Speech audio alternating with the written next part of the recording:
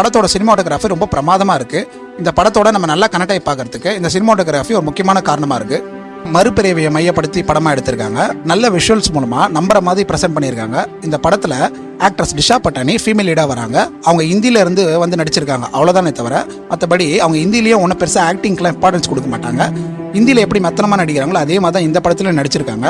பொதுவாக 2 பார்ட்டாக எடுக்கிற படத்தில் ஒரு பிரச்சனை ஒன்று இருக்குது. முழு கதையை எழுதி 2 பார்ட்டாக அதை பிரிப்பாங்க.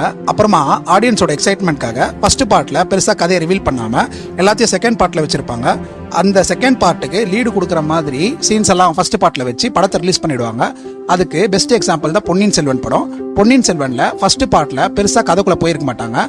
எல்லாமே செகண்ட் பார்ட்டில் வரும் அப்படின்னு சொல்லிட்டு நம்ம நம்பி போய் படத்தை பார்த்தா எல்லா சீனுமே ஜஸ்ட் லைக் தட்னு சொல்லிட்டு கடந்து போயிருப்பாங்க. அதனால தான் செகண்ட் பார்ட்டோட நம்மளால நல்லா கனெக்ட் பண்ணிக்கவே முடியாமல் போயிட்டுருக்கோம். ஏன் இந்தியன் 2 படமே அதுக்கு ஒரு நல்ல எக்ஸாம்பிள் தான். செகண்ட் பார்ட்டில் முழுக்க தேர்ட் பார்ட்டுக்கான ட்ரெய்லர் மாதிரி அந்த படத்தை பண்ணி வச்சிருப்பாங்க.